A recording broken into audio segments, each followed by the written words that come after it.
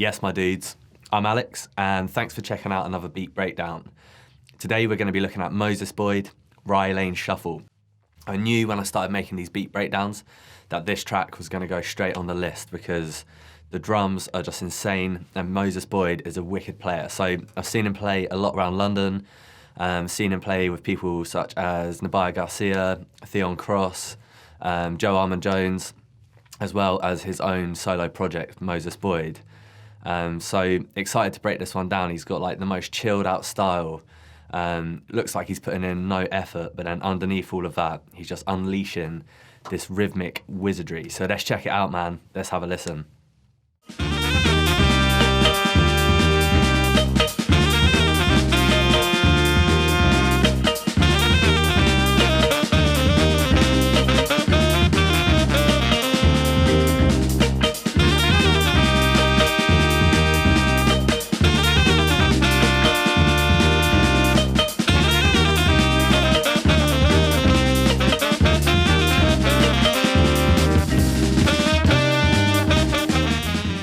Sick drum beat, mate. Theon Cross there on the tuba as well, just killing it.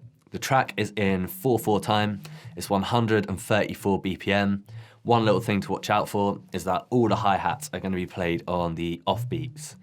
There's a PDF in the video description as always, so be sure to grab that and read along. Try and jump onto your kit. Let's break this down one beat at a time. Bar 1, beat 1. We got 4/16 notes, 1 E and A. And we're going to play a bass drum by itself, a ghost note on the snare drum with our left hand, a hi-hat with our right hand, and then another bass drum. Let's go straight to the kit. We're going to check it out at half speed and then at full speed.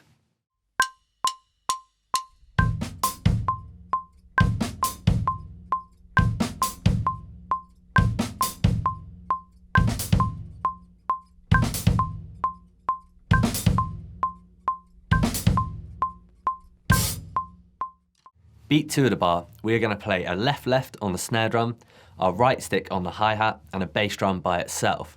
The really important thing here is the dynamics. So when you play those two left hands on the snare drum, it's really important that you play an accent followed by a ghost note. This is called a control stroke, and it's really going to help this beat groove. So we've just got 4/16 notes, 2 E and A, so let's add that on to the groove so far.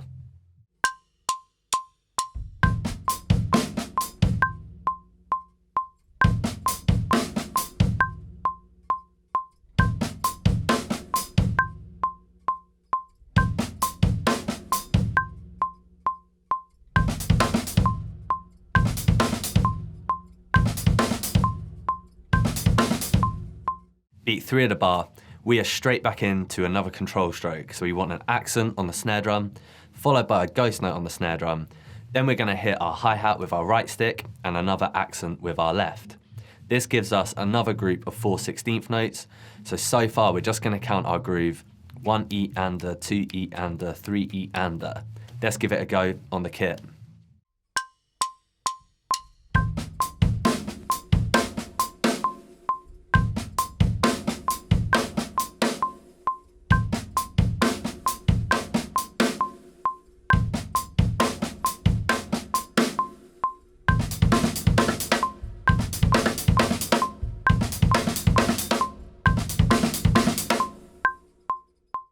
In beat 4 of the bar, we've got a 16th note rest, giving the groove that little bit of breathing room. From there, we're going to play left, right, left. Snare, hat, snare. And it's going to be counted rest, E and A. So let's crack that on to the end of our groove and have a listen to what we've got so far.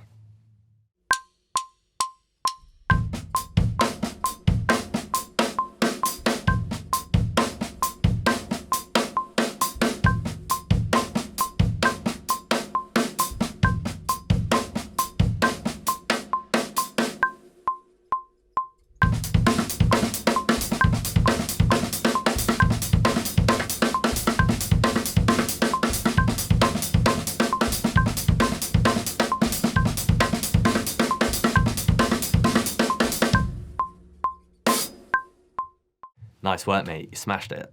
So as important as what we're playing is the way that we're going to play it. And really it's all about that control in the left hand and getting a nice contrast between your accents and your ghost notes in that control stroke. So I'm going to play the groove in 3 different ways. Firstly, I'm going to play every single note as an accent. Second, I'm going to play every single note as a ghost note. And thirdly, I'm going to try and play as close to the style of Moses Boyd as I can. So just have a listen to how the dynamics affect the feel of the groove.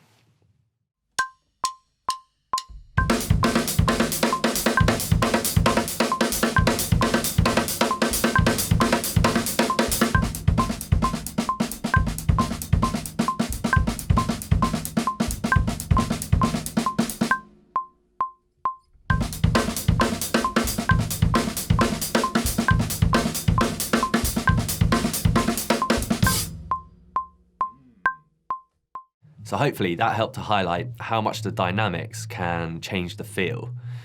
So we've got our main groove, and for the majority of the track, that's what you're going to be playing.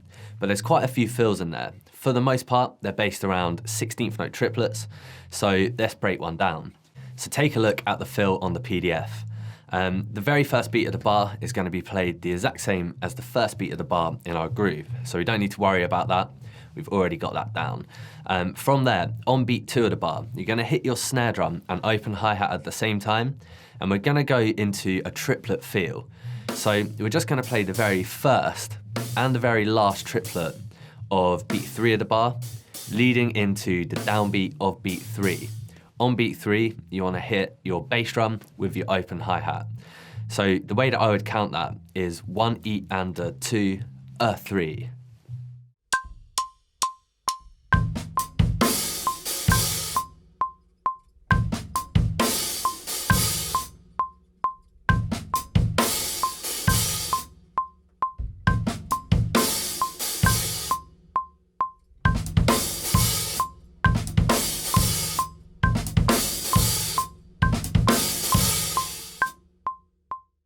After you've hit your open hi-hat and bass drum on beat 3 of the bar, you're going to go straight into 16th note triplets on the snare drum until the end of the bar. I would count that 3 and a, 3 and a, 4 and a, 4 and a. The only thing we're going to slightly adjust is we're just going to substitute the last 2 snare drums for 2 bass drums. Okay, so you play your triplets to the end of the bar, and then you're going to hit a double stop between your floor tom and snare drum on beat 1 of the next bar. So let's check that out.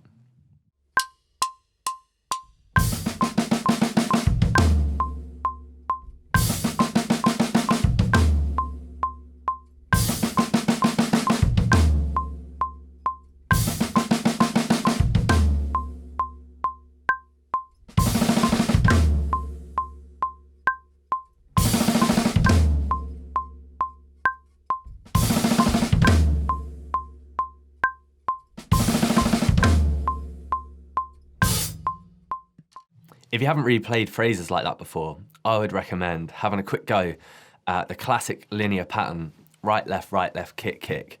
It's a really great one for, firstly, building up your coordination between your hands and your foot, and secondly, for getting used to playing 16th note triplets around a kit.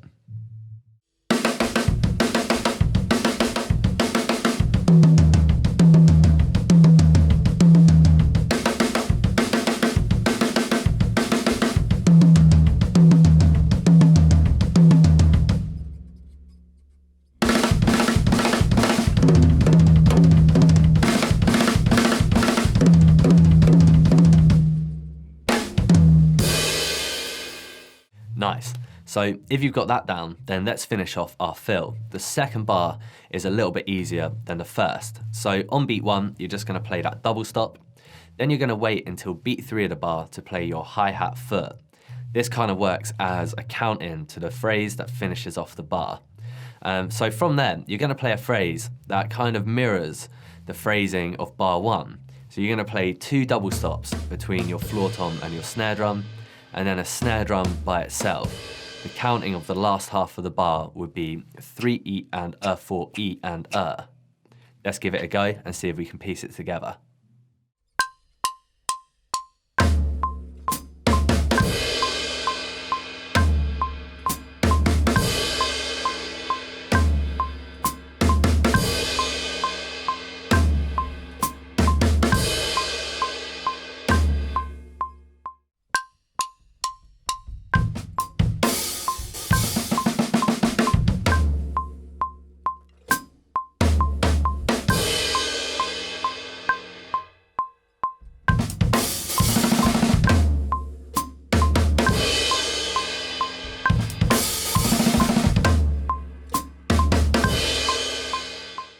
Nice work, my dudes.